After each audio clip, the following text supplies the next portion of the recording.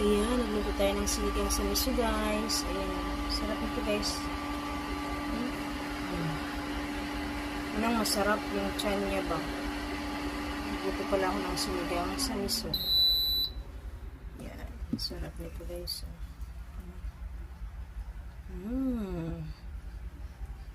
Yummy. Yan yung gulay. Yan, hindi ko lang masyado yung niloto na yan kasi mainit naman na yung mga sabaw dyan. Kasi may sili pa, guys, nilagay ko. Sarap. Sinigang sa miso. Tara na, kain na na. Kain na tayo, guys. Ayan ang sinigang sa miso. Ang sarap-sarap yan. Na may mga sabaw-sabaw. Yung masarap yan sa part na yan, oh. Yung mga ganyang may laman.